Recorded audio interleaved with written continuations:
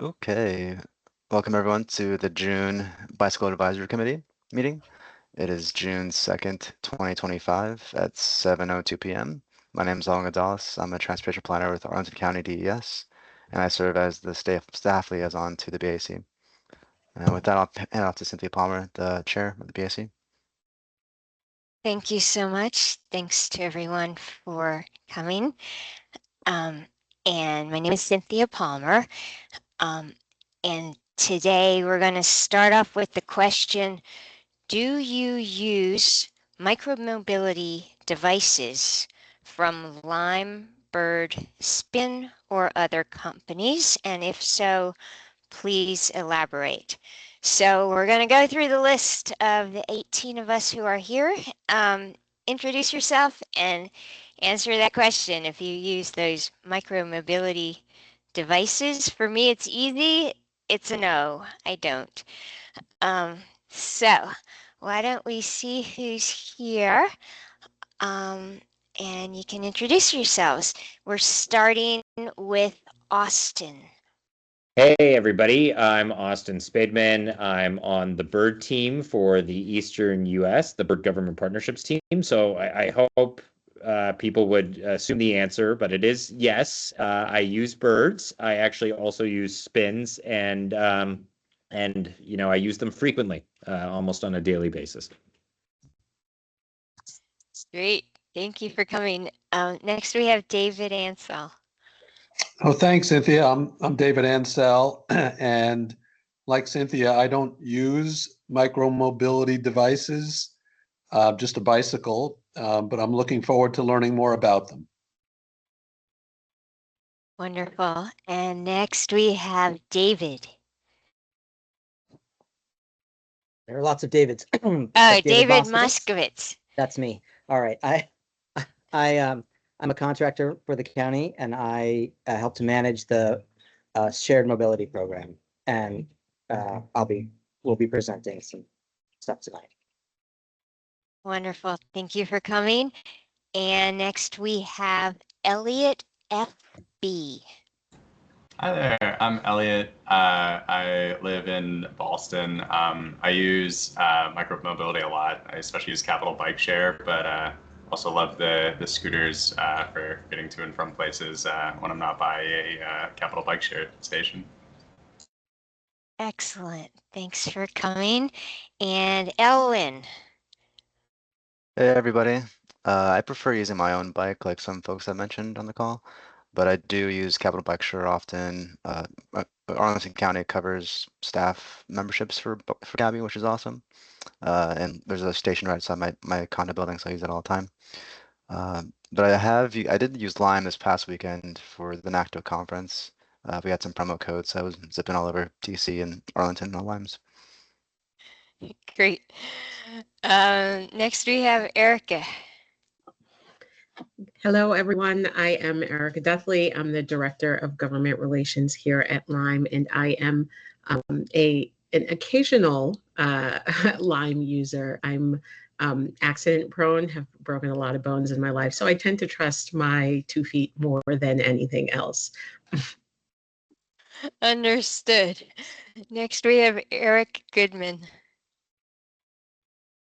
Hi, I'm Eric Goodman, and I'm also with the Pedestrian Advisory Committee, liaison to that. And as far as using the various ones, Lime and Spin and Bird, I have tried them all out. I haven't used them much recently. I usually use the manual Capital Bike Shares, but every once in a while when I want to get to a meeting and I don't want to be too sweaty, I'll see if I can find the electric version of those. Thanks. Thank you, Eric. We have Judah. Oh, wait. No. We have Mike Hanna. Sorry. Judah, you can go. I don't need to be first. Thank you. Judy Douglas, Program Director for Capital Bike Share supporting Arlington County. I have used the SMD devices. David and I are colleagues, and We've tested the devices during the testing phase for the 2025 operator license. Thank you. And now we have Mike Hanna. Thanks. Yeah. Yeah, Mike Hanna. I don't use them. I get to interact with them pretty frequently. I've got a cut on my hand right now from angrily throwing one out of the Clarendon bike lane as I was trying to get to work last week. So they're ever present, especially in the bike community. Yes, indeed. Sorry about your cut. That's okay. I'll survive the cut. Okay. And next we have Lindsay.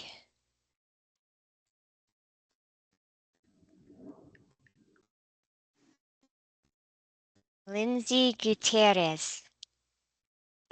Oh, Lindsay, it looks like you're talking, but the mic's not picking up. And you were off mute, so I don't know what it is. No.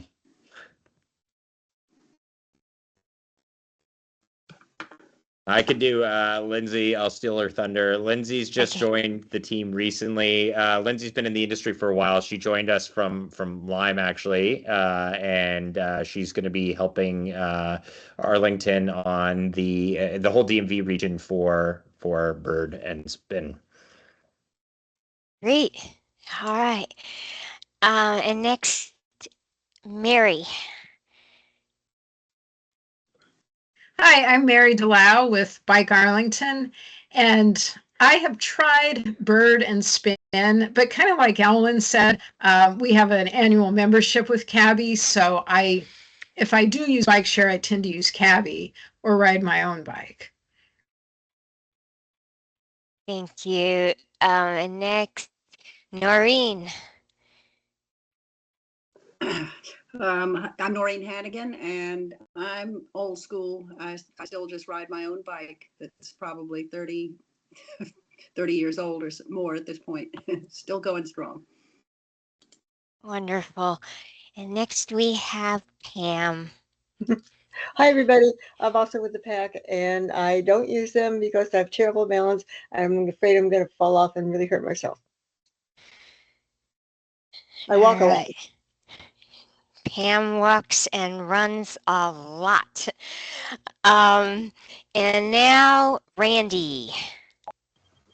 Hello, I'm Randy Swart from Barcroft, although at the moment I'm on a mountain in West Virginia and talking to you through a Starlink. So I hope it'll stay stable in the sunstorm that we're having now. Anyway, I don't use micromobility devices at all. I've tried them all. They're kind of cool, but I just really prefer to be on a bicycle. Thank you. Thank you, Randy, for coming. And Aaron. Hey guys, I'm Aaron Schutz. I'm in Lyon Park. Cabby I've done, but I prefer my own bike. And what I like best about those e-scooters and stuff is I can pass them on my bike. So kind of like showing off and zipping past those really slow things as they're going up the hill. So Nice. Steve O. Hi, I'm Steve Offit. I live in Courthouse area, Arlington.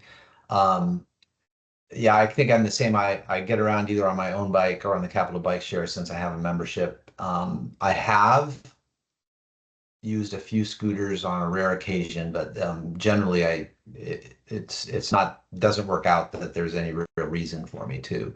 But that does, I'm not against them. They just don't have any good purpose for me. Got it. And Wendy. Hi, good evening, everyone. Wendy Cloncher. I'm the Bureau Chief for Commuter Services in Arlington County, and the Capital Bike Share and the SMD program is part of my portfolio. I do not use them because Arlington County's health insurance isn't good enough for me to use them, but very supportive of them. All right. Thank you, everyone, for coming. Did I miss anybody?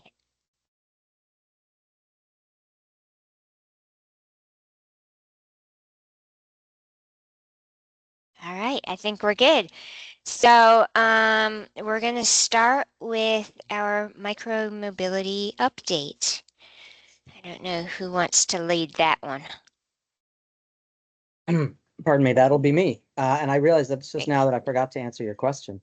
I do use micromobility. Most of the time, I use micromobility when I'm out of town, when I'm in a city that is not my home city and I don't have a bike. And sometimes I use it on vacation, where I was in. Where was I? I was in Mexico on the beach, at the beach, and there are scooters there, and it was great to be able to zip around. So as I said before, my name is David Moskovitz. I'm a contractor to the city, or to the county. And I have a slide deck that I'll bring up just a moment. And I work with Judah, who's also a contractor, and then we work for Wendy, who we just heard from. All right, so let me bring up this deck. That's all right. So that's me. Okay. So we're talking about shared micromobility devices, and those that encompasses the e-scooters and the e-bikes that you see around, Bird, Lime, and Spin. It's been a very volatile market.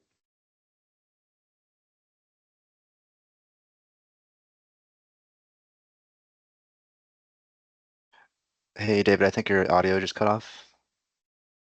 Or you muted yourself, maybe? I might have, sorry. Okay. We are. So in 2018 and 2019, there was a micromobility pilot program in Arlington. Because when the scooters arrived, they arrived en masse, and no one knew what to do with them. There was no regulation. It was it seemed like it fell through the cracks of all existing regulations. So we had the pilot in 2019, and at the end of 2019, the council put in place the ordinance chapter 14.2, Article X, which is creates the micromobility shared micromobility program. So, and then I just highlighted these few aspects of it right here. I mean, this is like the introduction to it. So we're regulatory. We're not really enforcement. That's an important distinction. It's hard for us. We have a relationship with the vendors and the operators of the scooters and the bikes, but not with riders directly. So other than being, part of the county. We issue permits to the vendors and operators, and we do enforce their compliance with the permits.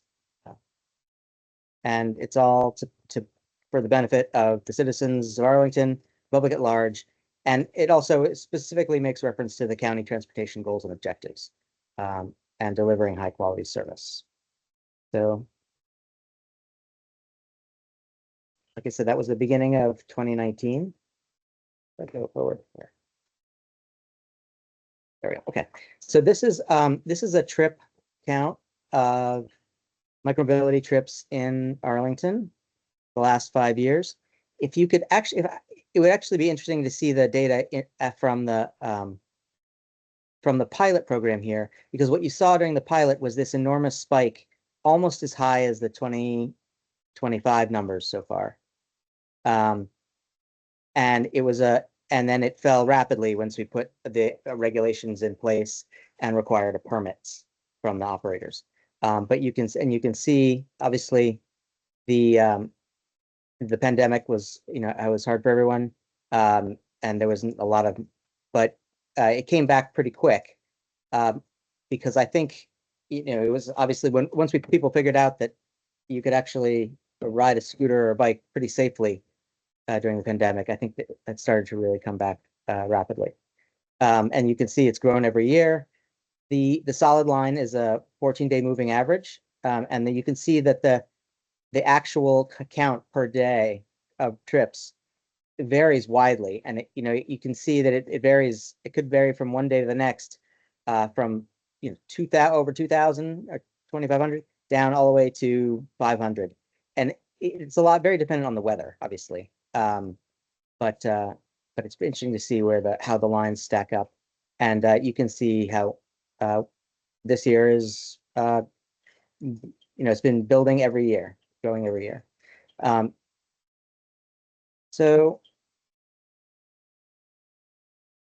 here are the in 2025 we issued permits for 1,600 scooters and 505 e-bikes across the 3 companies you see here. This, as I said earlier, a little bit earlier, the market for micromobility has stabilized a little bit. In 2019, 2018, there were a dozen companies dropping bikes and scooters on us and other cities around the country, and it was kind of a mess. Things have stabilized a bit, and so we've sort of resolved that 2 to 3 companies operating the e-bikes and scooters seems like sufficient for the county. It seems like the right size, and sort of we're working on right now is right sizing the program. One of the things we set in place was the cap for the number of permits that we would allow. Excuse me. And the cap is 2,000 scooters and 1,000 e-bikes, and that's across all the companies. And what we've found is that those may be higher than necessary or higher than the market will support at the moment. And we've sort of ratcheted back. And last year in 2024, we had permits for 1,800 scooters, and I think it was maybe 300 or 400 e-bikes.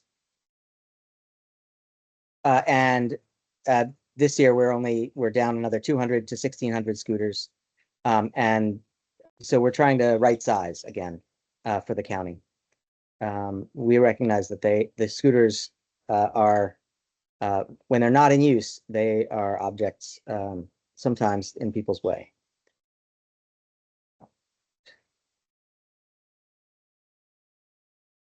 So there are rules and regulations that are also part of 14.2. They are, you can read them here. I don't have to read them to you. What's important is that we're trying to enforce them. We make sure that all the companies that are issuing devices that the devices comply with all the requirements and have sort of max speed limits and that sort of thing. Working bells and working brakes. There's also an end of ride requirement for a bike to be not blocking the sidewalk or building entrances, and obviously it has to be parked upright, and the user has to submit a photo when they park the device. So that's one of the requirements. We don't have what's called a lock to requirement, which is common in other areas. It's where you actually have to lock the device to a fixed object, a bike rack, something like that. I see a hand up from Steve. Yeah, I've always been curious about whether the county also has like a limit on the number of cars Hertz can have in the county, or budget, or any of the other rental cars. Is this, I mean, why would we limit the number of these devices and not limit the number of cars, which, obviously take up 20 times as much space and have these other issues as well? Is there a limit on the number of rental cars that can exist in Arlington County? I don't know. No, there's not. Why not? The number of rental cars? Yeah, I mean, you're limiting the number of rental scooters and the number of rental bikes. Why would you not limit the number of rental cars? They don't Yeah, I park on the believe that's sidewalk. something, I can check on this, but I believe it's something we'd be unable to do because of state law. Okay. And if you were, would you do it? I mean, it seems to me there's an asymmetry here. It seems odd to me. And I don't know why we would limit the number of these devices if the citizens, it sounds like the companies themselves should be able to make that determination about how many are needed, just like Hertz can decide for itself how many cars it should have to make available for rental. If enough people want to rent them, then they would have more. If they have extras, then they would have less. If our citizens want to use these devices, why would we limit their use of them? Wouldn't we I want will our tell you citizens to have the use of their type of mobility that they would like to use? what we found from this program is when we had more devices out there, they weren't all being used and they were sprinkling the sidewalk and blocking access. So there at this point, there's not enough demand to fill all the permits that we can make available. Right, but I would think that would be a self-regulating issue because the companies wouldn't want to just be wasting unused devices. They would eventually, the demand and the supply should eventually meet. That's how economics works. Yeah, This is a it's not great evening question. out yet. Go Yeah, ahead, so this is David. a really interesting discussion, but I don't want us to get like too deep in it before Okay. we move on. All right. But I will say that that one of the issues is that there were no regulations at all, and so they were completely unregulated. And so this is, you know, the permit issue is a way of licensing the companies or making sure that the companies are authorized to provide these services so that we can make sure that they're providing a reasonable service, and that they're not doing some sort of bait and switch, that their pricing is reasonable, that it's transparent, that that they have support, they have support, they have identification on every device, and they have support services that you can contact if you need support. So there are some, I mean, there's more than just the limit, the number of vehicle limits. But I think it is an interesting question, and we'd love to discuss it further. Let's carry on, move on here. Okay, this is the Scoot Cute campaign.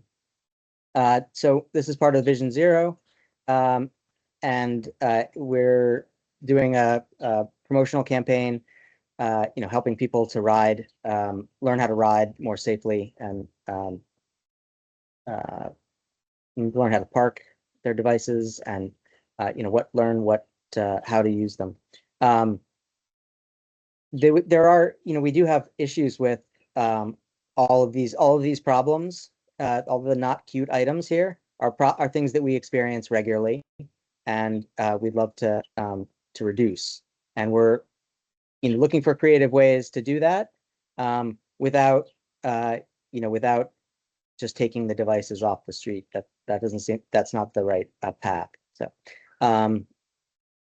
So the next one is, we've also more recently we've had an issue with underage riding.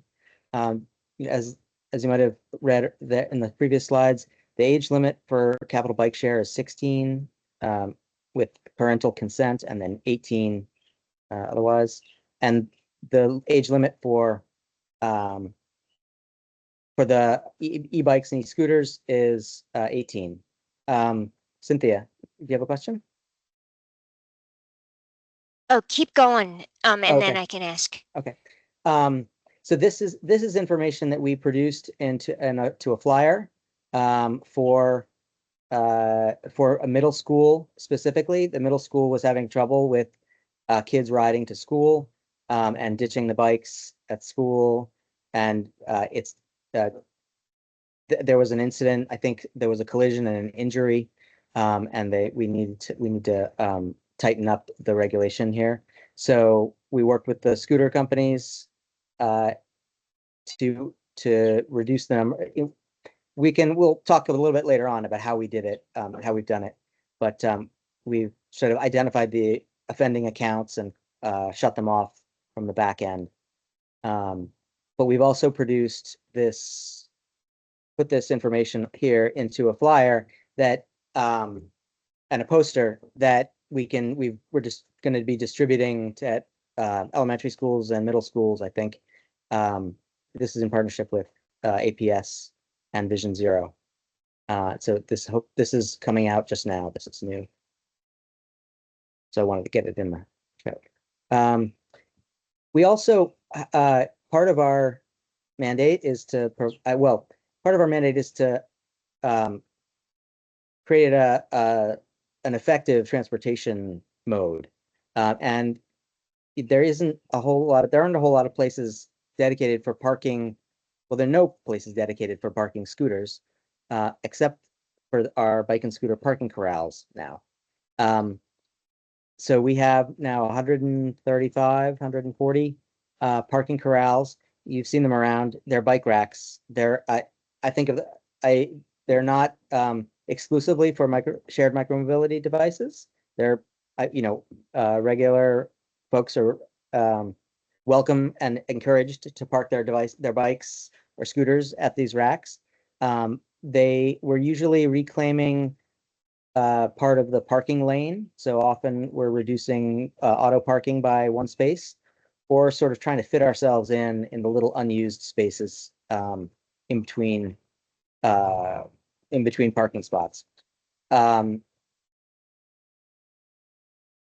we have a 311 service request that allows residents to recommend a location for a parking corral, and we encourage. I'll show you how to submit a recommendation, and we encourage you to do that. It helps to have people's support there, because it's never popular, as you can imagine, with a neighborhood if we're taking away parking spaces, or with a business district. It's always a challenge, and you know how it goes with this sort of thing. There's a misconception that somehow this providing bike and scooter parking will decrease foot traffic or decrease customers, and obviously this is not true. We all know this from the bicycle research, but we have to make the case, and it helps to have the support of the community.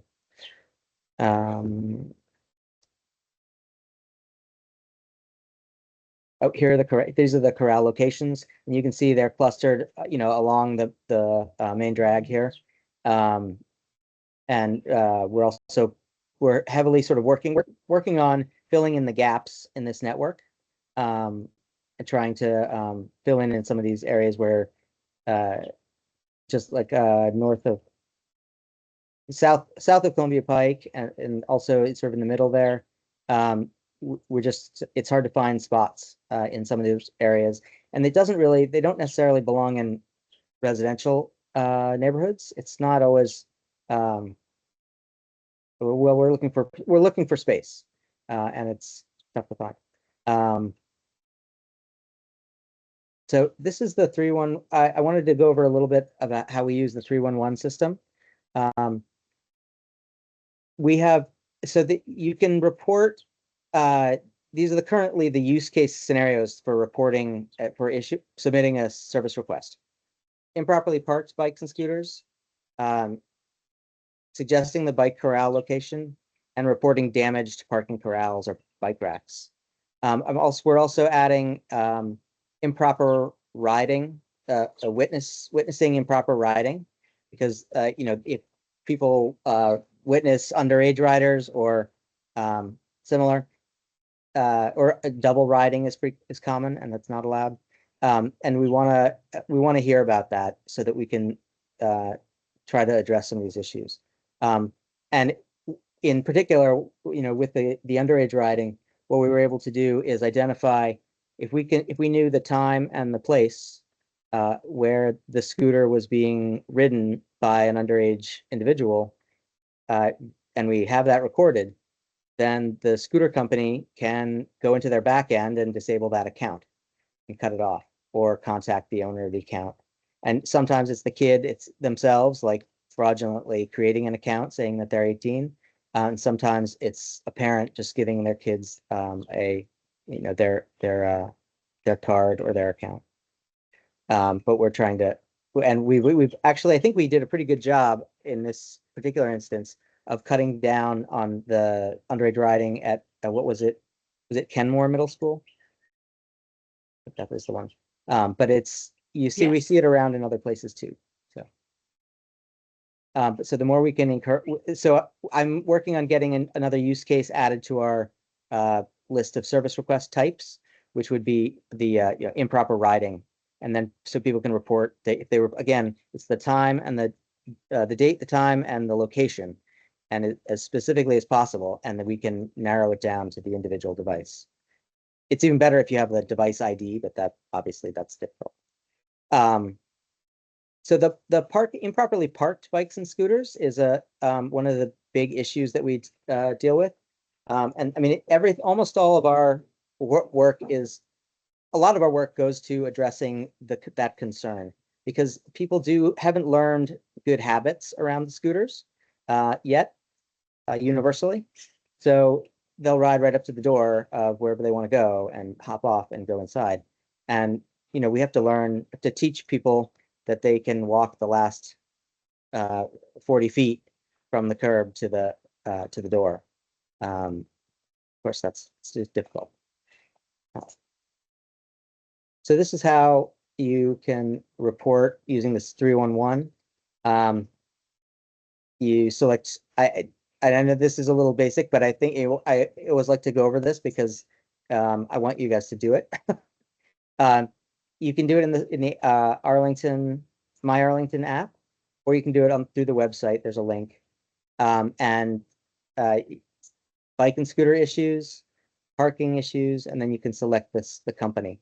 And you have to select the company, the vendor, because if you don't select the vendor, then we can't send the notification directly to them. This creates a notification directly to the local vendor operations, and they're required to move that device or remediate the improper parking within 2 hours. And so, the system is all connected if we can get down to the brand of the device.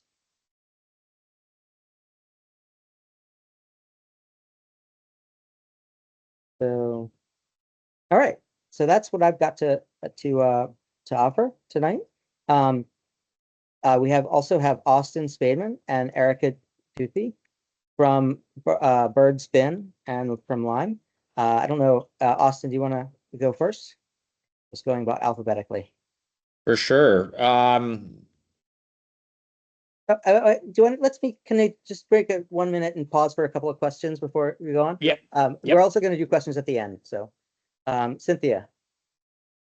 Hey, thank you. This is all very interesting. All right, I have a couple of questions. One shows my level of ignorance.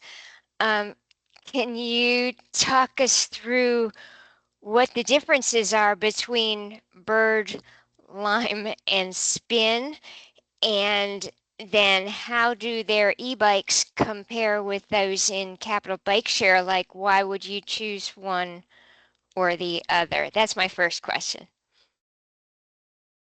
A good question. The companies differ, and they're different companies. They offer different models of scooter and bike.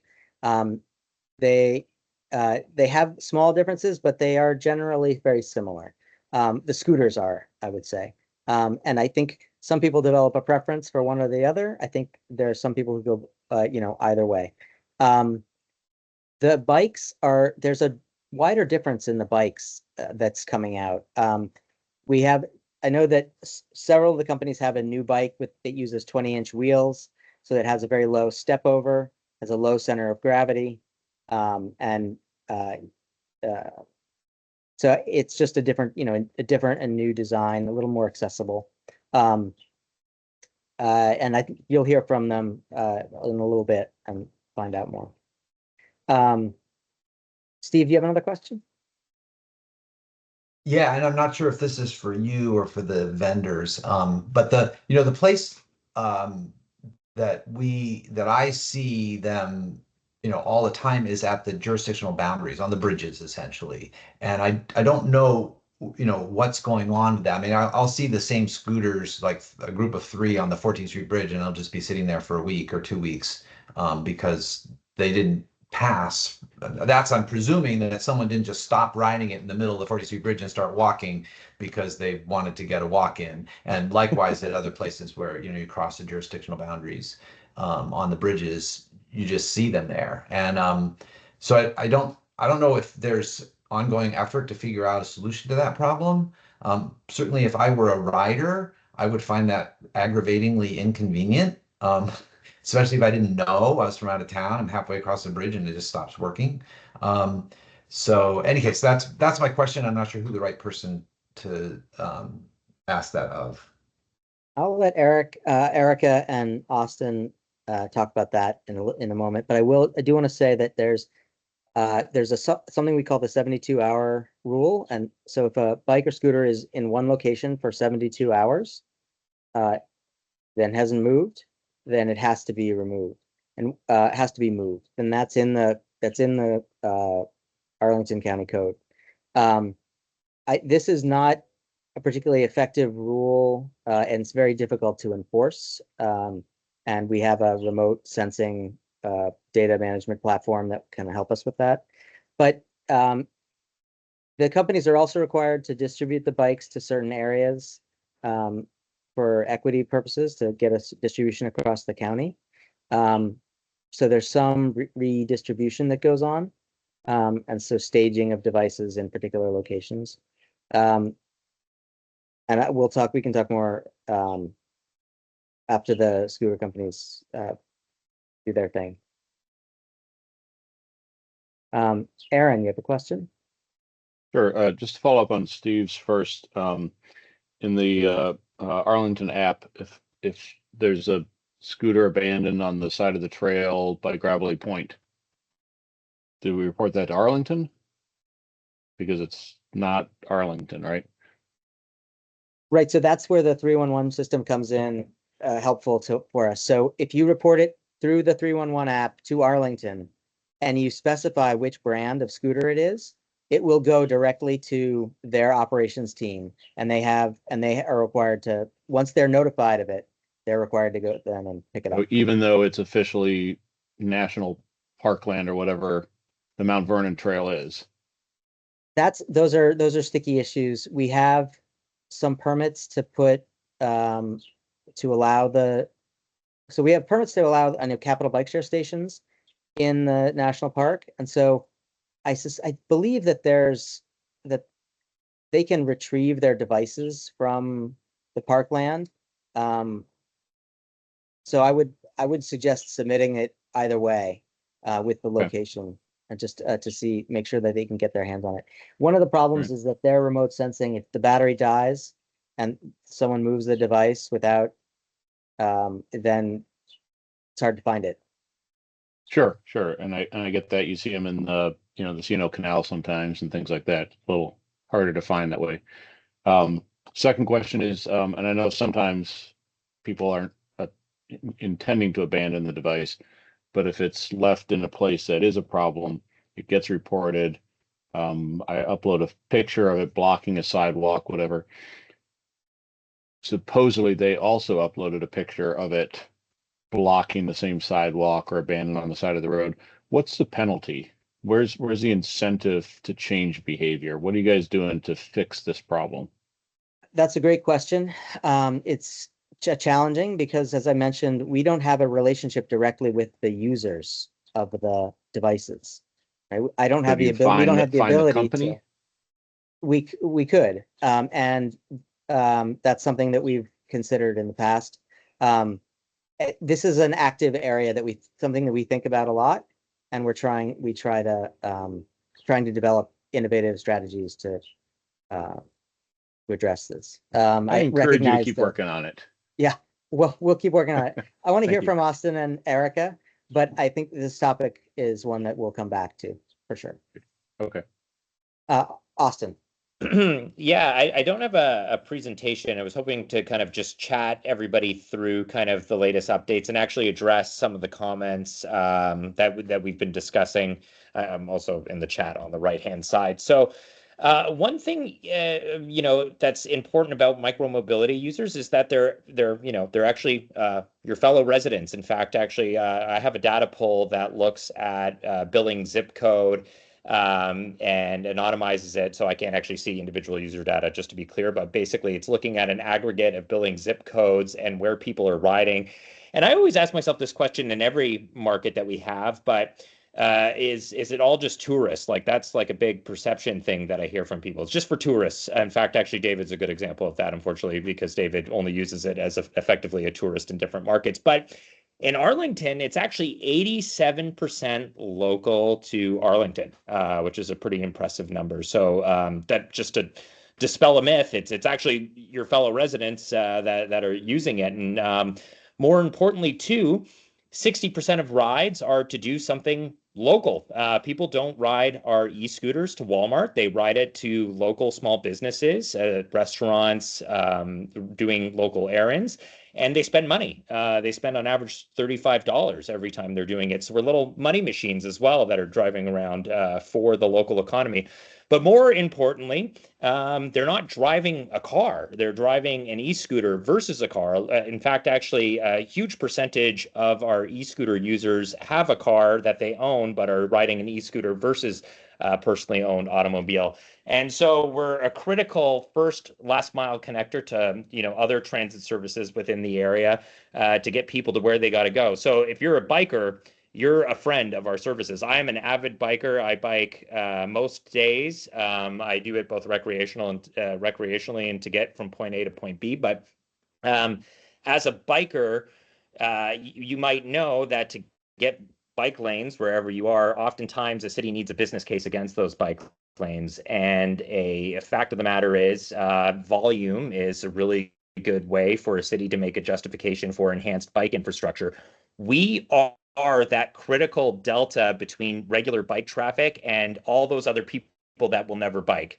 There's a lot of them, and it's crazy to me. I'm like I said, I'm a biker, but scooters see 5x the amount of usage as a bike on average across our markets in North America. It's really impressive to see, and I have no idea why. I got to be honest with everybody. I have no idea why it's the case, but people that would never ride a bike will ride a scooter. And because of opening those doors to a much wider audience of people, we are oftentimes that critical piece of the infrastructure puzzle that enables cities to make a justification for more bike lanes. In talking differences about those programs, though, I do realize that there are parking concerns, and those are completely valid. I just also want to highlight that you are right to expect that the sidewalk should be free and clear. But interestingly as well, I mean, the big reason our program is different, and I'm talking for, across Lime, Bird, Spin, versus, the bike share program, the docked bike share program, is the fact that we're dockless, and we have that flexibility to be ridden kind of anywhere. And so all that is to say is that's actually a big reason why people leverage our service today.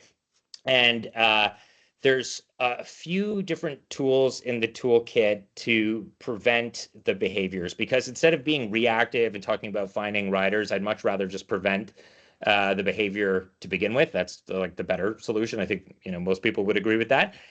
So we have technology that tries to enable people to park within certain designated areas. On the Bird side, we call that virtual parking system, and we enable that technology where we have a lot of demand and tight curb space that doesn't facilitate lots of scooters to be parked. We'll try to leverage that technology, and we're expanding it all the time. But then also importantly, one big thing to talk about is that there's an awful lot of parking spaces in Arlington, and every single parking space fits 20 scooters versus just one car. So there's also a wider conversation to be had about infrastructure and what's the best use of public infrastructure to facilitate, mitigating the very valid parking concerns and balancing that with the individually owned automobile that reigns supreme in most cities in the U.S. So that's my spiel. And I can pause for questions, by the way. I love talking about this stuff. Sure. Are there any questions? Cynthia? Hey, thank you. I'm hoping you can talk a little bit more about the age demographics, and also why there are these age limits or minimums. Is it particularly dangerous? Are crash rates particularly high? And then also, if we really do need to keep the youth off of these devices, then what else are you doing to enforce this? A flyer in schools, you mentioned, having us all squeal on the kids who look too young. Everybody looks too young at my age. But if you can talk a little bit more about the age issue.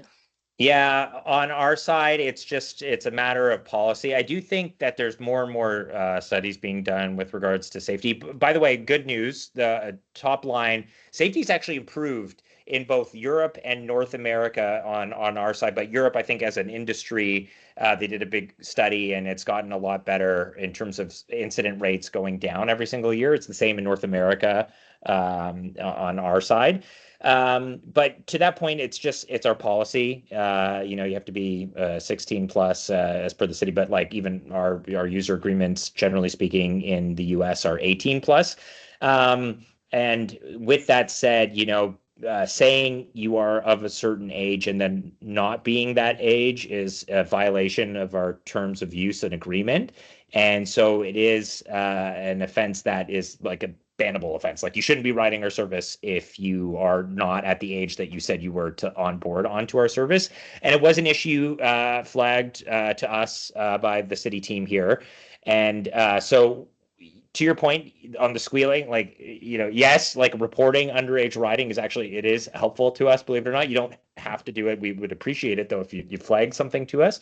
But we have taken it upon ourselves. We're monitoring our riders. We have an operations team locally, obviously, and if we were to see an underage rider, we would actually, look to potentially speak to them and let them know about the rules. But then we could actually, even if we weren't able to speak to them, we can take corrective action and basically let them know, hey, you have to be this age. You're coming out of a middle school, like you're clearly not that age. Sorry, you can't use our service. Awesome. I want to call on Erica and let her get some words in. Erica? Yeah, just picking up off of Cynthia's question, it is something, as David mentioned, we're seeing sort of across the board, both with the micromobility operators, but also Capital Bike Share. Been speaking closely with our friends in Alexandria and DC as well on this issue. We are sort of exploring at this point technological fixes for that as well. Similarly, we have, as part of our terms and conditions, that you have to be over 18 to ride. And when we are informed and can determine that someone has allowed an underage person to utilize their account or somebody signed up inappropriately, we have been terminating those accounts, but trying to find more of a larger scale solution, I think, that can be utilized across all of our markets. So we'll keep you updated on that. The second thing I wanted to talk about, because it's, I think, one of the most one of the largest complaints that we get is about parking. Obviously underage riding and tandem riding, when it's multiple people on one device, we get complaints about, but more than anything else, it's parking. And so one of the technologies that Lime will be rolling out this year is called Capture. And so it is an AI tool that provides real-time feedback when people are taking their end trip photo and trying to end their trip. It says, hey, it looks like you're in the middle of the sidewalk, or it looks like you're in the street, or this is not a clear picture that demonstrates proper parking. And so it will prevent someone from ending their trip, which, as you can expect, they will continue to be charged until the trip is completely finalized. And so it's sort of the stick approach to trying to prevent poor parking. You pay the longer you extend the trip out. And I think you asked earlier similarly about people abandoning vehicles, and I think Austin can speak to this because I believe that Bird has a similar policy where if you abandon your vehicle, if you don't end your trip properly, you will continue to be charged. And usually people are abandoning their trip because they cannot, they are in a no parking zone and are trying to inappropriately end their trip. And so that's another sort of financial penalty we use to discourage improper parking. And you can see that the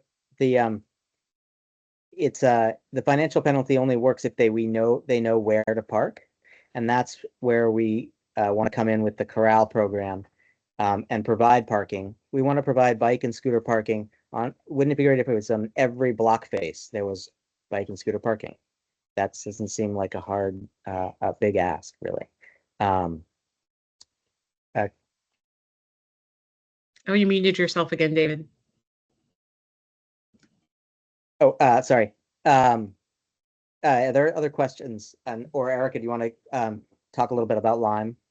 Yeah, similarly, I didn't have really a formal presentation. One of the things that we are working on at Lyme this year, as we have become a more mature company, we are looking to sort of engage with our municipalities at this level and work towards finding solutions to problems that have, I think, been plaguing the micromobility industry for quite some time.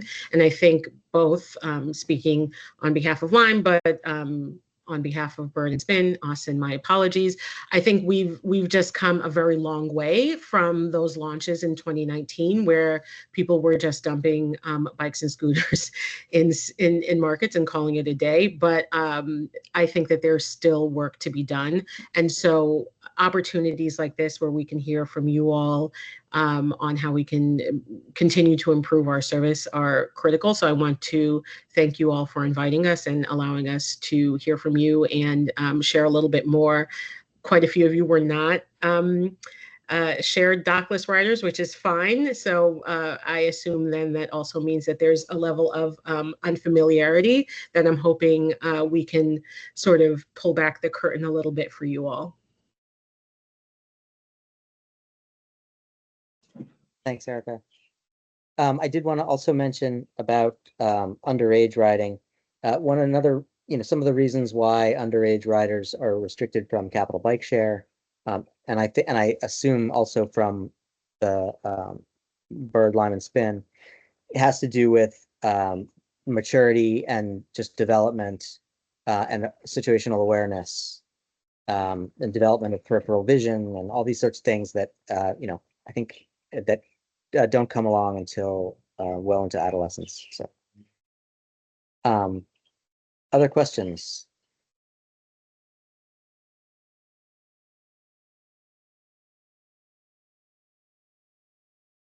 There was a question about demographics earlier, and I think that the demographics do skew toward a much younger ridership.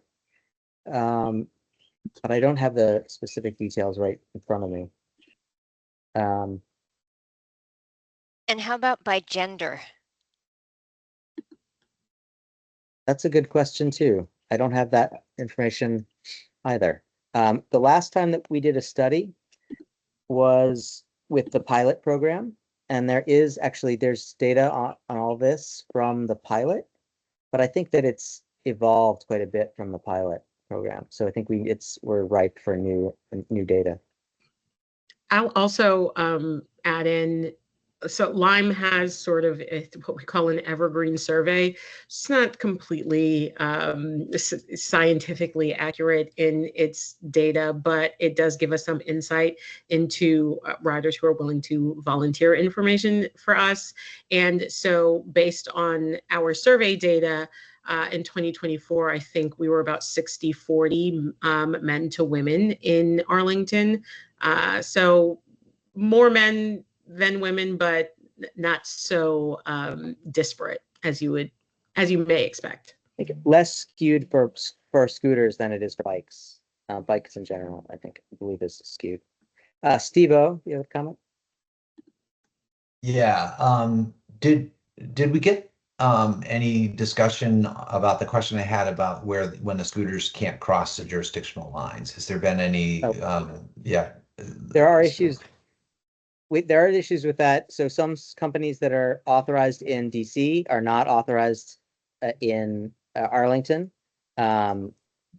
So, for example, I believe that Spin is no longer able to have their devices in DC. So if a device starts to get ridden across one of the bridges, it'll stop working, somewhere in between here and there. And I don't know if Erica or Austin might want to speak to this too. I think that if they do collect in those locations, I believe that the companies will come and get them, but perhaps not as quickly as they will if there's an actual request. So, and my question goes beyond that. So the actual device, ends up in a certain place, but the rider, like, is really inconvenienced. I would think if I were one of the companies, that doesn't providing a very high level of service, right? That you're halfway across the bridge and now suddenly your device stops working. I mean, is there any thought about some sort of, allowing them to go into the other jurisdiction as long as it gets pulled back out within a certain amount of time so that the riders don't get, just trapped essentially, halfway to their destination? Yeah, so I'll say, unfortunately, some jurisdictions where if you are not permitted to operate, they would not be happy even with allowing the device into their jurisdiction, even if we come pick them up. But I think that's a fair point, and maybe something that we can work with. DC is sort of unique in this area is unique in that way, in that there's so many interconnected jurisdictions. But one of the things that Lime is sort of working towards is a route planner. And so you can type in where your end address is, and then you can sort of determine from there, like, oh, actually, there's no operating zone, or I cannot park near my jurisdiction because it's in the middle of a no parking zone. And it'll give more warning for people before they start their trip. But theoretically, you can see once you open up the app and you click on a vehicle, you can see what is a no operating zone, what is a no parking zone before you even start your ride. And so we hope that people will consider that as they're sort of mapping out their trip, but it does unfortunately still happen. I don't know if Austin, you want to add anything? Yeah, no, just the other thing, of course, is I think all of our services beep at you. You get a push notification. So, there are an attempt at preventative measures. I think we can all imagine there are certain types of hard-headed individuals that will try, regardless of everything telling them they can't, to still take it where they want to take it. I would just concur. It's not a great experience for the riders, not just ideal overall, but to the cross-jurisdictional approach, like there's an awful lot of rules to facilitate that kind of ideal behavior, which is where you can take it where you want to go and then we take it back, that make it a little bit more complex.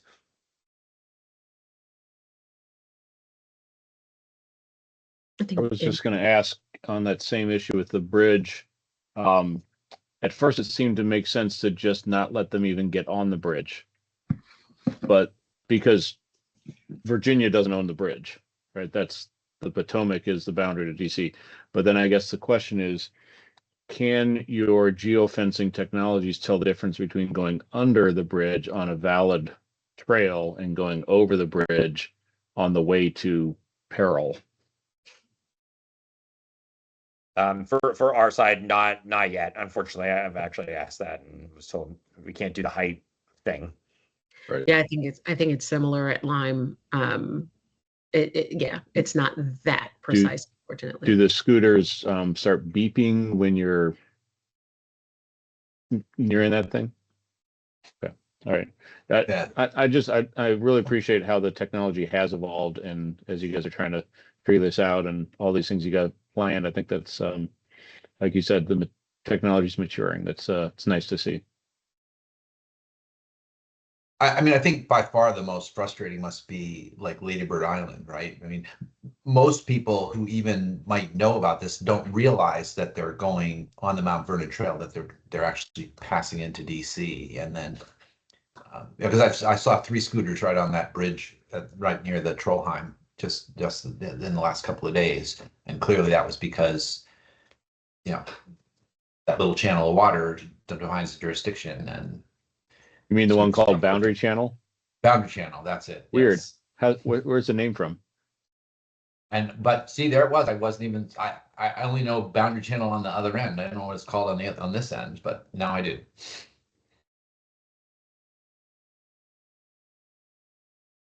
There might be some kind of allowance for the parts of this side of the river that are under DC's under the DC's inside DC line. They might be able. I think people might be able to ride in that area. I'll look into that. I would. It would be great if they could, but as I said, I noticed there were 3 abandoned right on that Boundary Channel bridge. Near the Roosevelt Bridge, and so I presume that they didn't just decide that was the place they wanted to stop riding them on their own. I suspect that they were forced to stop. Yeah, I'll look into that.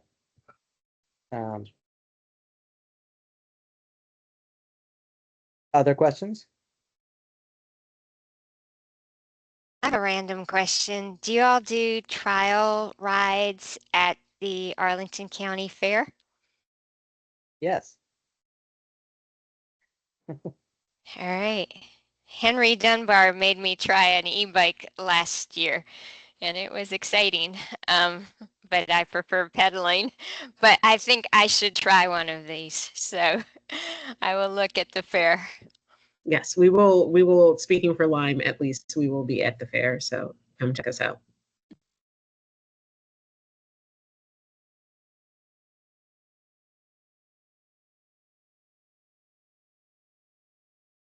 Well, thank you everyone for having us at your meeting. If you do have further questions, you can find us. You can reach both the program and the companies through the website, Arlington County website, and we'd be happy to talk more about some of these issues. Thank you so very much. It was really interesting. Thanks all. You're Thanks welcome. for having us. Thank you. All right, and next up we have Mike Hanna to talk about Arlington's transportation future. All right. Everyone, I don't know if you got the slides I sent you like an hour ago. If you didn't, that's fine. Yeah, I got them. I'll share my screen. Okay. Yeah, that would be helpful. So just a quick update. The last meeting we had was where we got to sort of engage on the goals and the vision statement that they provided. I wasn't able to attend. We did get the comments that we put together in the last meeting and some other back and forth, and I appreciate everyone's input on that. I thought we had some really good comments. Dana sat in for me and provided not only the written comments but some verbal comments, and then he actually provided some additional written comments to staff, which I thought were helpful. We'll see how that goes. But basically, he wanted to cover. He covered 4 kind of additional things that weren't really in the goals. One was implementation, one was enforcement, one was evaluation. But how are we going to evaluate whether this plan's working or not? And then exceptions management, which basically every project sometimes seems to be an exception or could be an exception. So how do you manage that across county government agencies once this thing's in place? And I think the general response was the these are great comments, but they're more implementation comments rather than the initial goals comments. Dana disagreed with that assessment, but that's sort of where we are with that. So anyway, that input was given, and it's in the hopper now, and I'll try to make sure that as we go into implementation, those ideas aren't lost. But if you go to the next slide, just in the last couple of weeks, they have come back out with the vision statement and the goals. And so this is just a quick kind of side by side. That on the left is what we were given a couple of months ago. This is what we commented on. And then the right side is their revisions. You know, there were some good things for us in this. They're somewhat subtle. You know, they've added here under the vision without having to depend on a car. That's something we like to see. Yeah, go to the next one then. Some of the goals then for equitable and inclusive, they've added affordable and all ages. Under livable, they took out maintains and that it will improve the quality of life. Physical and mental health, that's more of a English correction there. Go to the next one. Connected, easy to use in the county and the region were added. Under safe, they just put a comfortable travel experience, which I think helps us a little bit in that providing not just bike facilities, but ones that are comfortable is something we stress a lot. So I think that's helpful. And the next slide. I was pushing hard for a separate goal just around climate change specifically, since that's reducing our carbon footprint in the transportation system is core to us meeting this goal, and it's a big goal of the county. And we just went through decarbonization, and the board has passed that, but I was not successful. So it does say less traffic. It says advances climate protection, adoption and resilience. I don't know. It almost felt like they didn't want to say climate change. But anyway, we got a little bit more out of that. And then this last one, the transportation, transparent and accountable, they kind of rewrote. I'm not sure how I feel about this. Sometimes the competing demands, it's good. The economic responsibility part's good, but sometimes that can be used as a way to say, yeah, we would like to have better bike facilities, but competing demands, and so what can we do? So anyway, that's the current status of things. This is going, I think, to the Planning Commission and then to the board either this month or next. Pam asked, I guess yesterday, Pam, you asked, and I think they said they don't know whether it's going to make the agenda this month or not. And I don't know whether you've heard any more about it. Anyway, so that's the current status of things. So I'll keep you posted, but we will now be getting into sort of devils in the detail part where we see how this gets put into an implementation plan. They've already sort of prefaced that they don't want this to be prescriptive. And I think by that they mean they don't want like specific engineering requirements put into it. All intersections shall have, so we may have trouble getting those kinds of things in, but we'll push as hard as we can. So any thoughts or questions on that?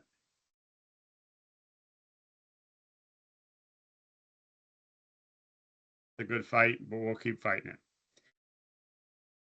The next thing is the other thing that's going to be happening this fall is we're going to get the maps back out. And as I've said before, the map that some of us worked so hard on during the bike element work is going away, and they want to put together a more comprehensive map that addresses all the plans and needs on one map, which makes sense, right? So that you don't have conflicts within the plan.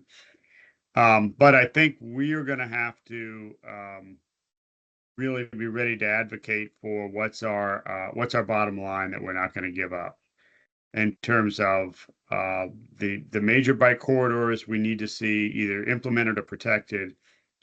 What's the minimum standard for if we want to call it a major bike category corridor, and is that a 100% protected bike lane, or what is the minimum standard we want to see? And I put out a call a couple months ago to maybe see anybody wants to form a subcommittee. I didn't really get much response on that. So I'm looking for other ways that we can really address that and try to make sure we've got some major corridors and maybe some key areas that have good bike facilities leading to them, whether that be schools, parks, major commercial areas. We sort of addressed that in the bike element, but we did a little bit of shotgunning with this map where we kind of wanted everything everywhere all at once. And we're not going to get that. So we need to kind of think about what are we going to go to the map for in terms of bike facilities in the plan. So if anybody has any thoughts or wants to give input or can think of a process that we as a bike committee can go through to inform that, I would be glad to hear it.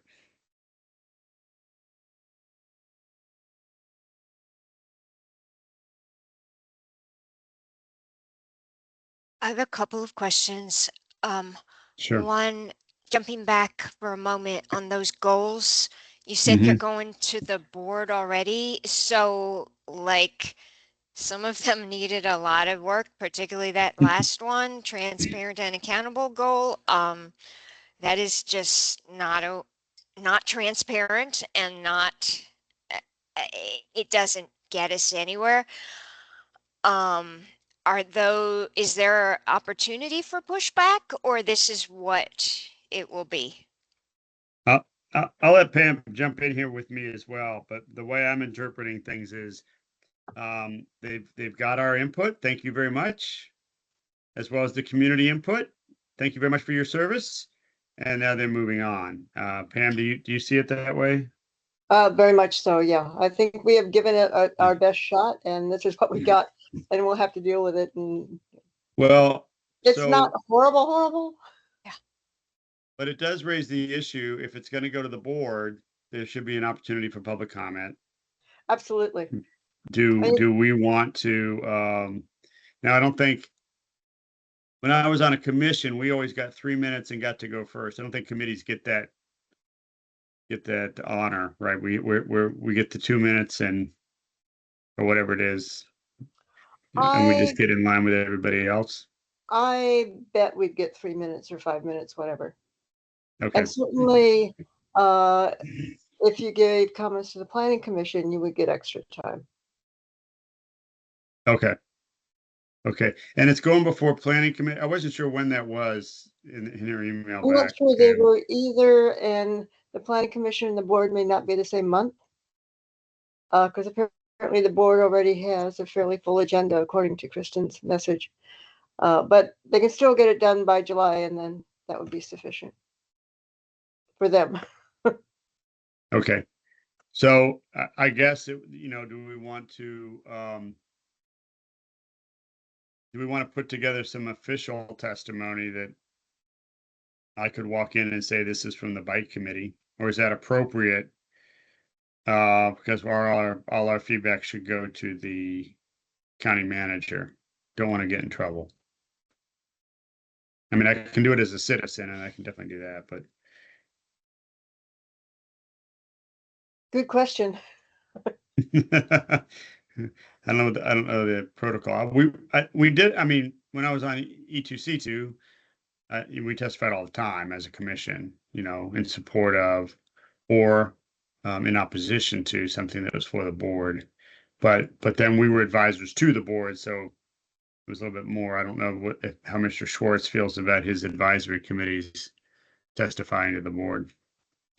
And I don't know if anyone's got any experience with that. I have usually testified as an individual, but noted that I'm a member of the PAC and generally supported by the PAC as well. Other commissions might be making comments like E2C2. And you could always surprise me.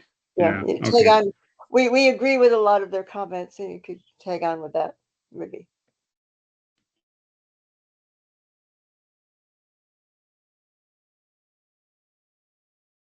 Okay. Any other questions or thoughts or comments or words of encouragement? We'll take anything at this point. So, on your second question, I would be happy to form a subgroup, but my main issue with routes is not protected bike lanes per se, but safe intersections with all that entails. As a parent, when my kids have gone on the bike, for various errands, I'm terrified, even though I bike every day, because I know the intersections and I know how unsafe they are, and that's where people are getting hurt and worse.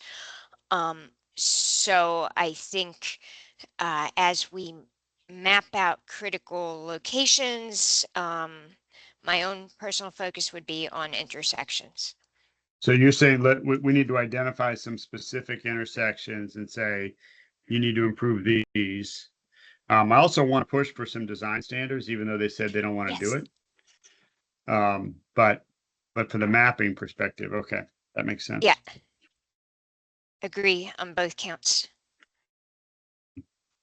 And this is also Steve? a big. Go ahead. Go ahead, Peyton. I'm sorry. Go ahead, Pam. Go ahead. This is also a big issue for the PAC and for the Transit Committee and for the Disability Advisory Commission. And we need to work together on intersections. There's going to be conflict. We have to resolve all that. I think that's going to be a lot of what we're going to be doing in the fall. And yes, you can talk about specific intersection, but again, this is all going to be somewhat generic. Okay. Well, I wonder if it might make sense for some of those key committees to have some unofficial sessions on our own, so we're not trying to work those disagreements out with the transportation staff immediately, maybe come to some sort of terms. That could be useful. I mean, I don't want to give the process the opportunity to say, well, we got these different opinions, so we're just going to go with, staff recommendation. Hey, Steve, you're up. Yeah, you mentioned that they were pushing back against prescriptive language, which in some cases I think is right. But are we in a position where we can, instead of having prescriptive goals, we have performance goals, like actual performance measures of performance of one kind or another? And I realized that we talked about these last time, the goals, and we actually were falling woefully short on many of them. But in the absence of prescriptive measures, if you say, okay, we have, intersections, instead of trying to identify individual intersections, we just come up with some way of having a performance measure, which is then, needs to be met at all intersections or something like that. Now, would you be talking about I mean, this is probably lagging too indicators high. like number of accidents, or leading indicators like, well, I don't know how you do a leading indicator. I'm sure there's a way to do more of a leading indicator about, this intersection works, it's safe. Yeah, I mean, I don't know the exact indicators, but I'm just thinking that if they're not open to prescriptive goals, would they be open to performance goals? Yeah. Okay.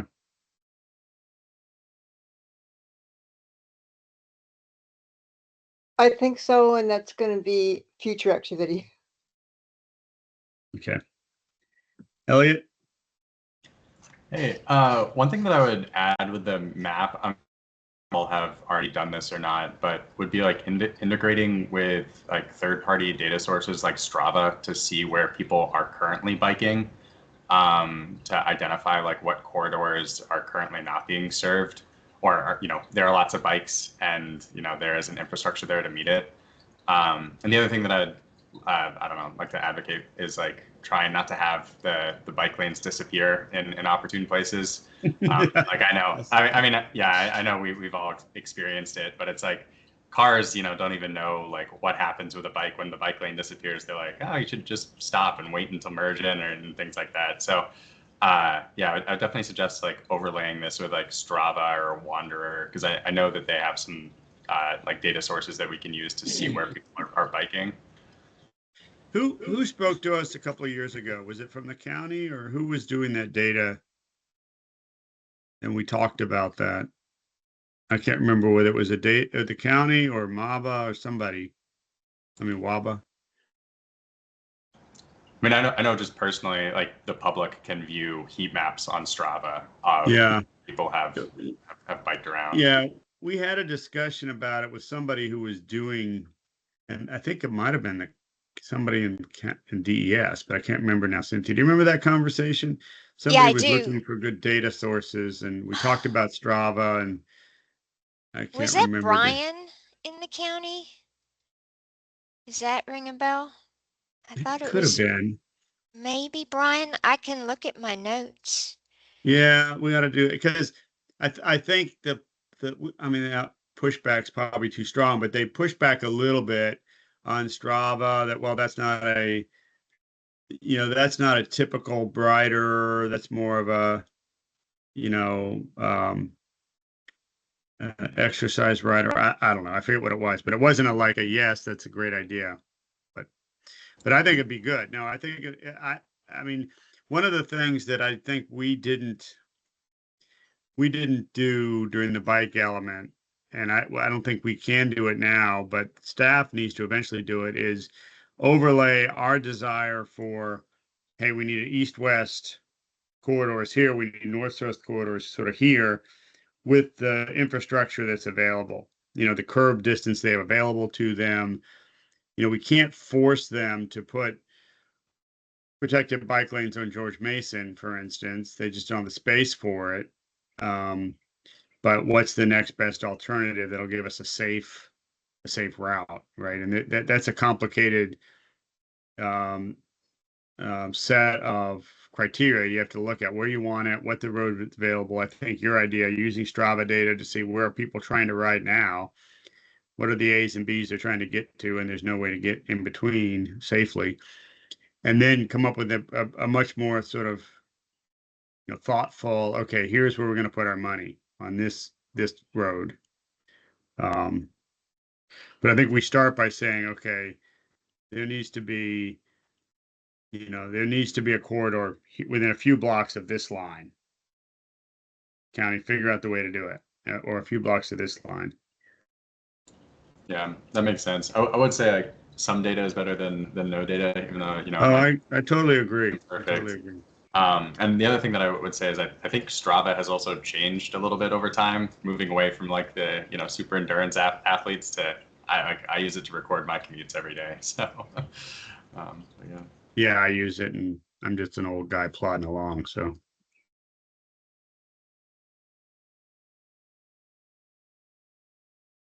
All right, any other thoughts, concerns?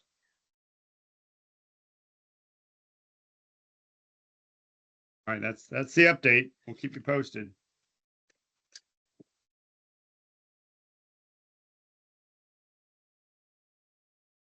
So, Mike, did you want to try and get a small group together? Yeah, And if I so, would. should we see, I mean, those here today, whether people would be up for that?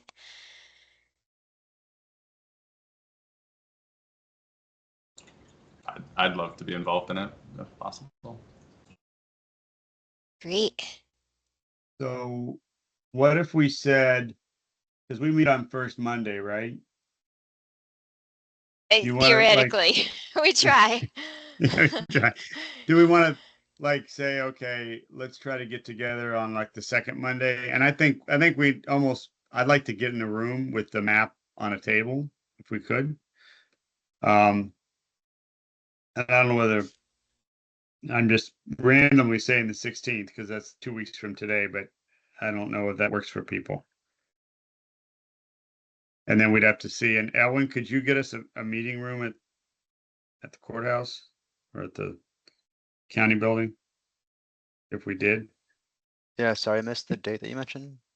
I said the 16th. I totally randomly pulled that out of the air. I have no. June 16th, yes? June 16th. Yeah, let's go Yeah, ahead and that do it. works. Yeah, I'll Does see that if I work can for you, pull some- Elliot? Okay.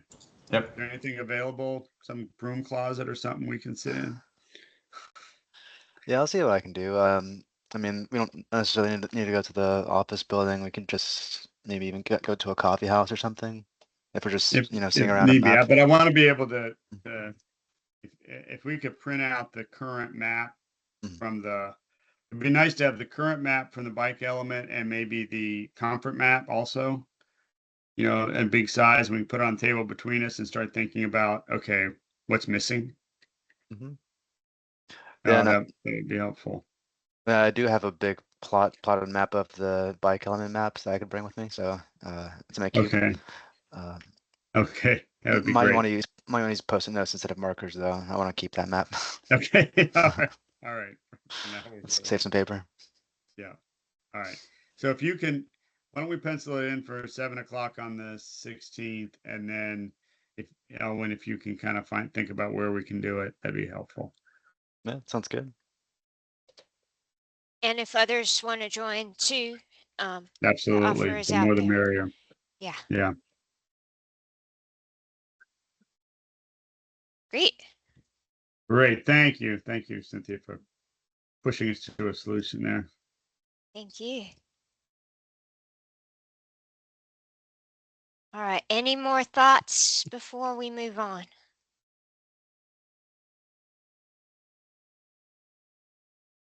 I see Elliot's hand, but I think that's residual. Still up. Yeah. Oh yeah. Okay. Thanks. All right. Fantastic. I think you're up, Ellen. Talking about BAC membership. Yeah, I'm hoping this conversation could be a little informal. Look, we've been discussing over emails over the past few weeks. But so we currently have 10 members officially on the books. Let me share my screen again. But as y'all are aware, the current charter includes language saying that we require a minimum of 15 members. So we're 5 members short. So the nexus of this conversation was, hey, it's been a while since we've had official, appointment letters from the county manager's office for each member of the BAC. So I'm trying to get everything back up to current date. It's been a while since we've done this. I'm sure y'all are aware. So now that we haven't heard from anyone from the 10 members that do not want to renew. So I'm assuming that the 10 folks will get renewed for the next 2 years, which means that I'll leave it up to you guys, but how we want to go about getting more members to the committee. And there was thoughts about how's the county doing this in terms of recruiting other members to ensure like diversity and to include folks from different backgrounds from throughout the county. But I'm not sure what exactly the county has done. From my understanding, it seems like we're currently operating under the idea that folks apply to be a member, and then staff will review, and then that those folks get nominated to the county manager's office for approval. So I'm not sure what kind of outreach has been done prior to my time, but I'm happy to get things going again. Like it's been a while since we've done this. So thoughts? Well, I think that question is actually now yours, right? Because in my mind, the committee it might be in a position to identify some people who would be interested and so on, perhaps, but it's the county literally says the county manager appoints the 15 people. So it's kind of the county's responsibility to find them, isn't it? Yes and no. To me, when I hear the word appoint, in most boards and commissions, not just in Arlington, but in other places, in other communities, folks can apply to be a member of a board or commission, and then those folks get appointed to the board, depending on whoever's making that decision. Right, but if the charter says needs to be a minimum of 15, that sounds like it sounds like the county's responsible for digging up those 15 and not the committee itself. Yeah, I mean, there's pros and cons to each approach. I'm of the mind that boards, commissions should be representative of the publics, of the jurisdictions, and they should very much be grassroots led, citizen led. So I'm hesitant to like be the one to pick and choose people, fill the committee with my selections, and I do need to do a better job of seeing other groups at what they're doing. One idea has been floating around is maybe like having seats being set aside for specific demographics or different bike groups. So for example, like having a seat reserved for a Phoenix Bikes member or having a seat reserved for someone from high school, just that idea. But I definitely empower you guys to be the ones to be that voice to decide to see how you would like the committee to be put together. I know that answer's a little bit of a cop out, Steve. I'm sorry. Well, all right. So, but let's go down that line. If we in fact said yes, let's have a high schooler. Okay, so then how would you go about finding them? It's a really good question. It's something I probably want to ask Aaron to see if he has any experience with maybe some of the high schools have bike groups or how maybe each individual high school has like any kind of like bike resource liaison person, an APA Well, I am the APS bike staff. liaison at my school, and I know of, I think, 0 students right now that bike. Not quite true. There's one that just graduated who was involved with Phoenix Bikes, but she's now graduated, and so that's the other challenge at the high school level, is that kids keep leaving. I don't get it. I can jump in here about Phoenix Bikes. The one we did have several years ago have a couple of the students or youth come in as a representative. The one thing that's very difficult is to get them to commit or be long-term or be there long enough to participate fully in all the meetings that occur. I think and I can talk to Tom about it. We do have internship programs that we have established that it could be part of maybe an advocacy lesson or something, or we're always looking for new paths to take the youth on post Earn a Bike, Give a Bike. So I can bring it up with Tom and Noe, who runs internship, and Kyle, and see what they have to say. But that's probably one of the things that there is a little ramp up period there. And I don't know how long you can actually have them, or they could really, really love it and stick forever and then not be the Phoenix Bike rep, but be an actual citizen rep. But I will float it by. Also talk to Henry about it as well. Yeah, thank you, Megan. No problem.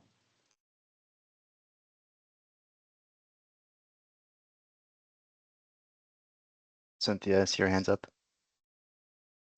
Yes, but can we call on Randy first? Because he had his hand up and I think his connection is somewhat precarious. I'm more precarious than my connection. No, I was just going to say, when Steve said, isn't it up to the county manager to find 5 people, that historically what we've done is to find bicycle riders who are willing to serve.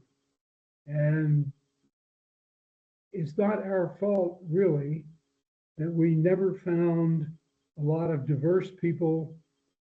We did have people, we always have had people from all over Arlington, but we've always had difficulty recruiting diverse people. Well, the county's having the same difficulty now.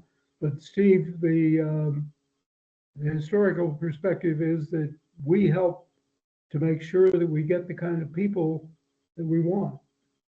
And I think the kind of people we want now are the same people that the county manager is looking for. That is to say, people who are not all commuters, people who are not all North Arlington or whatever. That is diverse people. So I think we do have a responsibility to try to help. Right. And I mean, I think our trying to help in that regard is certainly a good thing. But I get the sense that the county is essentially sloughing it off on us, that they aren't taking much, if any, efforts to actually go out through whatever means they have. They have a communications department, they have newsletters, they have tons of ways to reach the citizens of the county that we don't. And I don't know if I've ever seen any efforts put into those to try and find some of these people who we don't happen to know personally or bump into somewhere. I mean, I think long ago, I remember seeing the county had a table set up at Bike to Work Day, and they were talking about this among other things. I have no idea if that opportunity of Bike to Work Day was used to try and talk to people who live in Arlington and encourage them to think about joining the committee. I don't know if that was done or not, but I get the sense that it wasn't, and that there really, for a long time, there hasn't really been any effort made by the county outside of asking us to go and find people. I can comment on that, Steve. It was done. David Patton actually had a flyer. It was promoting PAC membership, and it was at the 3 Bike Arlington pit stops with all the other materials we had. So the PAC membership was encouraged.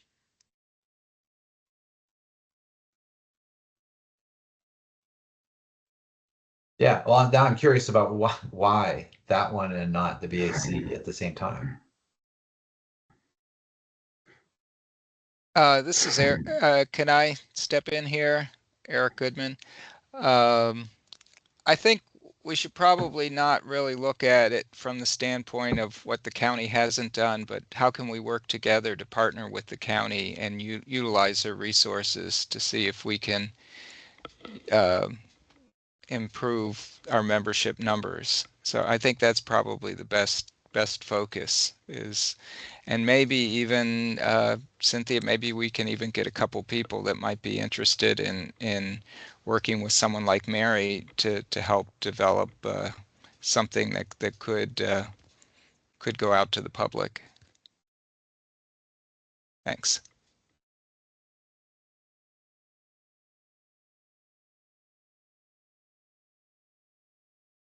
All right, I'm going to take a turn now. Two thoughts. One, Elwin, you know my list of people who have been participating for years who deserve to be invited to join. If that requires invited to join, please submit this application because we want you on the committee. It can go like that if it needs to.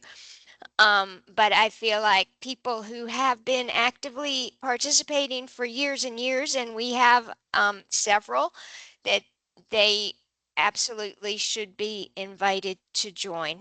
And that's how I became part of BAC. I came for years and years, and then ultimately someone said, "Hey, you want to be on it?" I was like, okay.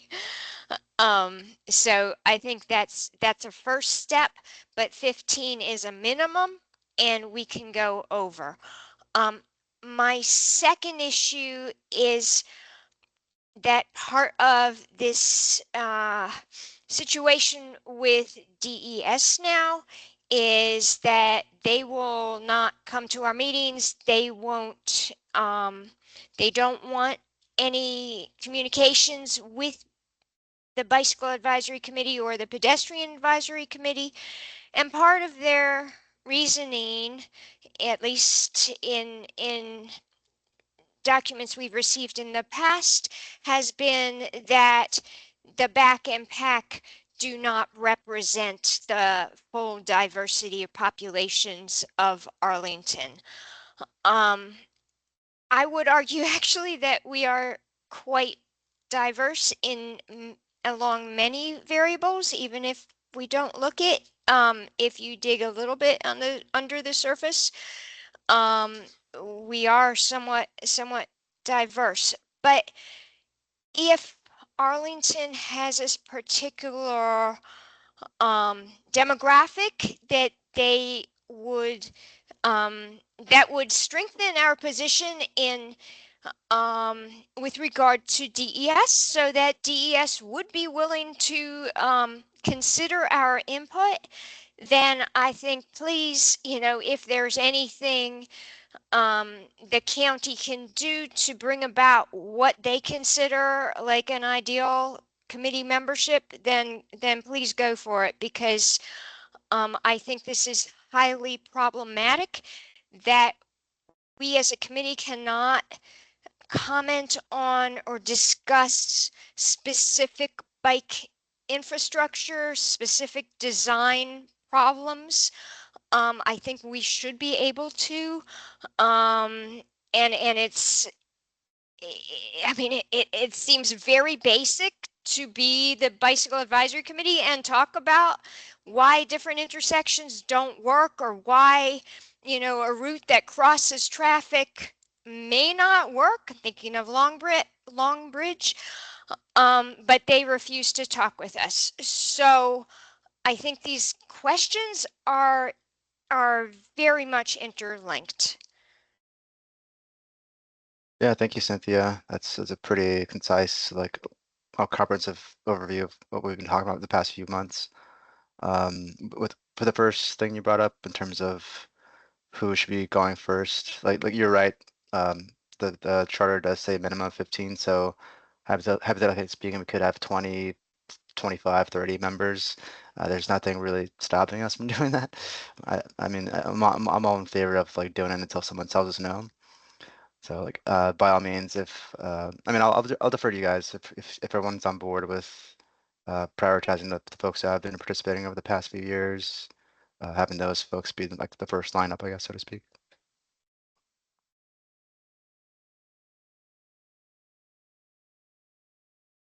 Yeah, I guess the first step would be to get the letters going for the 10 folks who are already members to get those letters renewed. And I'll throw this in the chat for everyone to see. It's the application that the county uses for citizens to join commissions, boards, and committees. Anyone could apply for this, obviously, but I definitely want the 10 folks to get your applications in sooner than later. It's kind of like a Word form document that shows up to our systems as soon as they get submitted. I'm not sure if y'all have done this before, or maybe there was like some other process that we use, like paper forms or something, or I'm not. I don't remember. I'm not sure how this was done in the past. But this is On other committees, the renewals are automatic. Is it okay. not the case for this one? Like I don't submit anything for other committees, but I could. Yeah, that's news to me. I assumed that all the citizen-led committees were doing the system, but I may be wrong. I don't believe I've seen that before in the past. On commissions, it's done a little bit differently. And that usually has to get approval by a board member. Yeah, I do have one formal application that I received from Andrew Martin about a year ago. So I'm not sure if this is the system that he used. Otherwise, whenever someone submits an application, this winds up in our system, and that's how we track it. But if y'all have been doing this informally in the past, then I don't see why we can't do that again. This may apply to new members, I guess. So I'm not sure if y'all could be grandfathered in, but I could ask around and follow up with you guys if that works. No point in giving you guys extra homework to do if you just want to continue being a member. But okay, I guess for the folks who have been participating, like Randy, David, Collier, like y'all are more than welcome to join the committee, obviously. Like we'd love to have you as formal members. Yeah, let me circle back with our folks to see if this application is necessary. If it is, then I'll follow up and ask y'all to formally submit applications. But if not, if it's just like an informal thing, like, hey, I want to be on the committee formally, like I could get that going as well.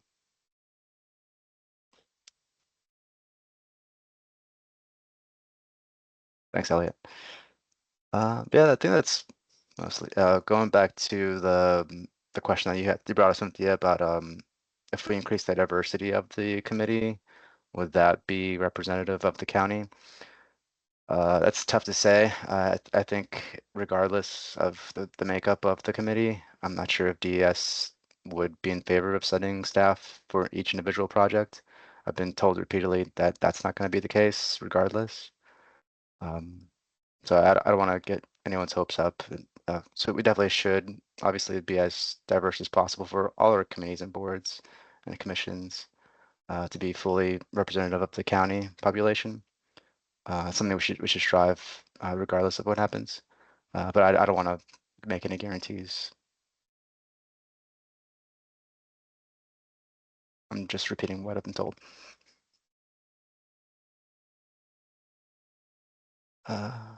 Okay, yeah, I think that's it for now. If you have any questions about membership, or if you want to move on to the announcements phase.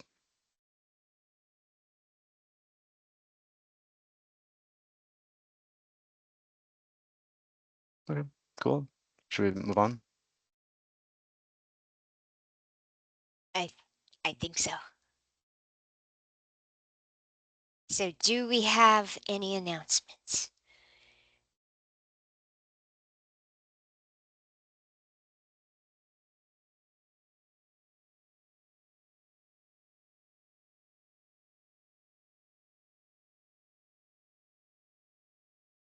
Eric.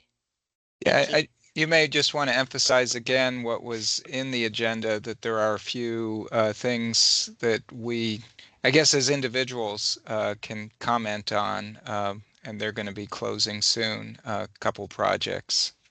So in the pedestrian committee, we're trying to make certain that at least gets to our meetings now, since as you've noted, county staff otherwise does not bring that to our meetings.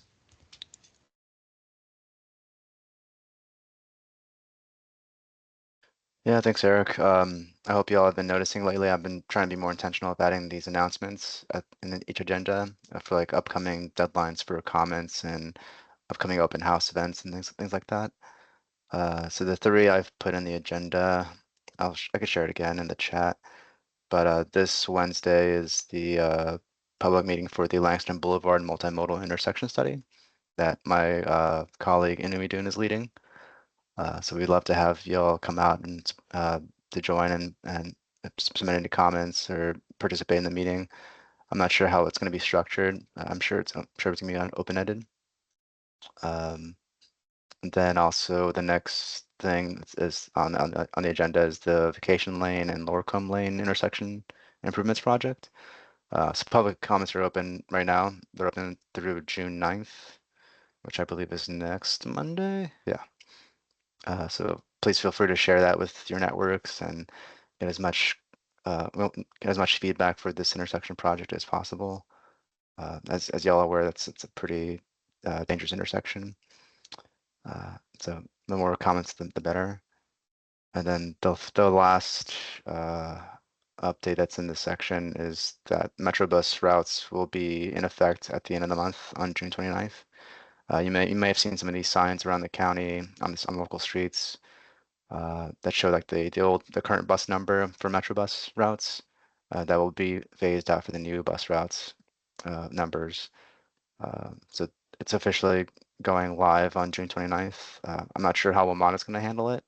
I assume that they'll have folks at every bus stop just switching out signs over the course of the day or so over the week. So yeah, Why be are you mindful. changing, not you, but why are they changing the numbers? It seems confusing. Yeah, they've been switching over their route names to implement the Better Bus network redesign that they've been doing.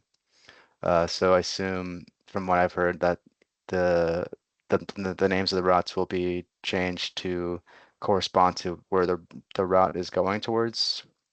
So for example, if it has a letter D in front of it, then that implies that the route's going as inbound into DC.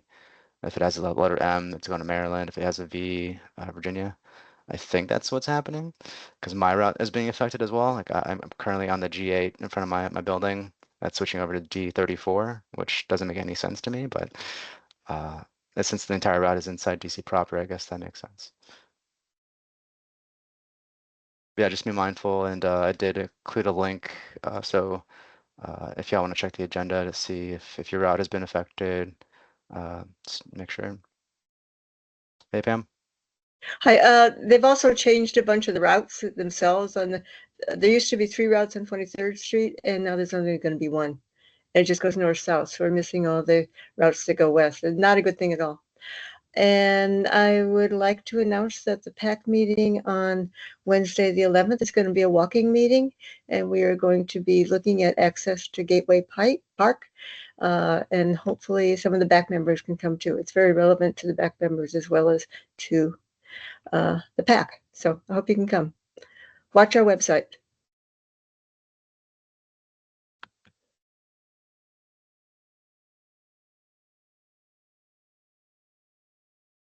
And I just had a question with regard to that first announcement you made, the Langston Boulevard Multimodal Intersection Study Public Meeting.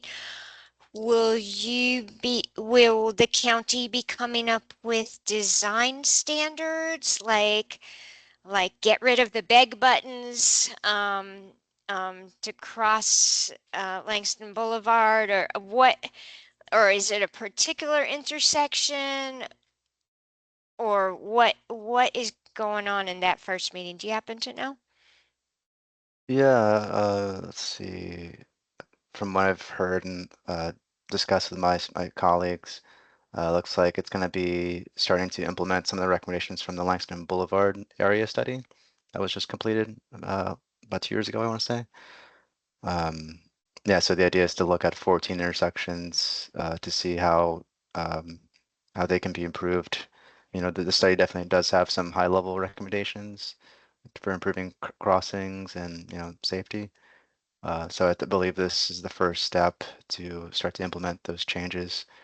So I believe it's going to be more open-ended in terms of asking folks for their feedback and their experiences. So this meeting won't have any kind of like designs or anything like that. This is still pretty early stages.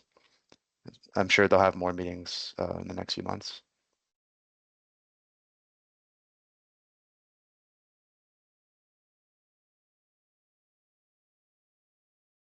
Wonderful, thank you. Any other announcements?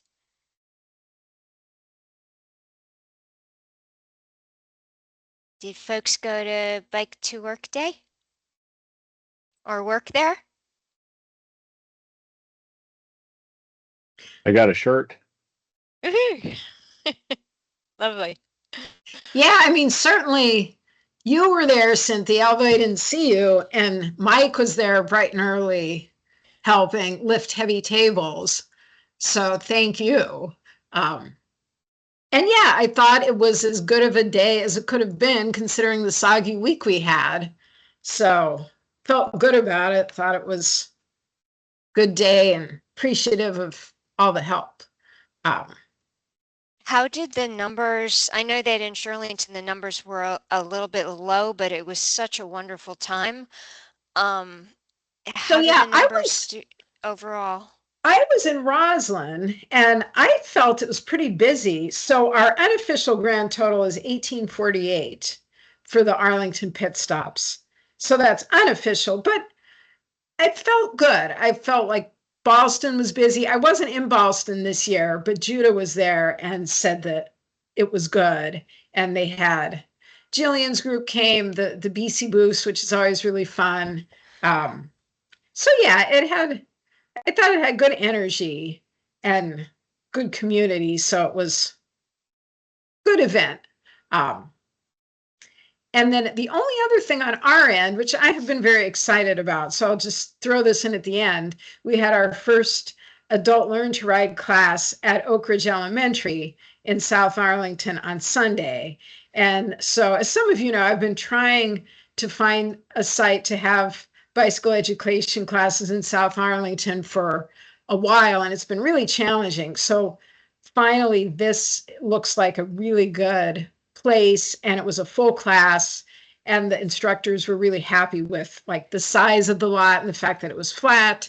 So I really appreciate that the school partnered with us on that, and it felt like really good. And we have one more class, a basic skills clinic for the season on June 8th, and then we should be done for the season. Yeah. So Mary, I don't know if I've fallen off a list somewhere, but I used to get invited to help volunteer for Bike to Work Day like way back in March or something, and I never received an invitation until like the week before. And then it was kind of too late. I'd already made some other plans because I do like helping on Bike to Work Day. I've done it a bunch of times, but I never got an invitation to. So I'm not sure if I've fallen off a list somewhere. I don't know. Or not. Are you on the? Do you think you're on the PAL list still? I can check. If you just, I think I know your email address. Yeah. I mean, I don't. I mean, I think you reached out to us, the bicycle advisory, Yeah. unless I missed something earlier, which I may have. Only like maybe a week ahead, and I didn't remember. I mean, again, I overlook emails all the time, so it might be my error, but I didn't recall seeing something from before. Because I think if I had seen an email back in March, I probably would have signed up, back then, yeah, because I love doing it. It's actually a lot of fun. I know it is fun. Yeah. Yeah, and I did send that late, and it was really just, I don't know exactly why. I think I was just trying to have staff do it, and then like the people who are officially volunteers, because frankly, like you all do a lot, and I debate it like, is that like asking yet another thing of people who do a lot already? And then I thought, oh, I'm not going to worry about it. I'll just do it. So hence that was like a week before. But I'll get you next year if you're interested. Okay. Certainly, you can lift some Sure. heavy tables with Mike. Thanks. I think probably as soon as we learn the date of the next one, we can all consider ourselves invited. I know that there were some extra spots, and it is great fun. Thank you. Thank you, everyone. Anything else before we call it a night? It's exactly 9. We good? All right. Thank you. Thank you, Cynthia. Thanks. Thank you. Thanks, everybody. Have a good night. Thanks, everybody. Thanks, guys. Bye. See you.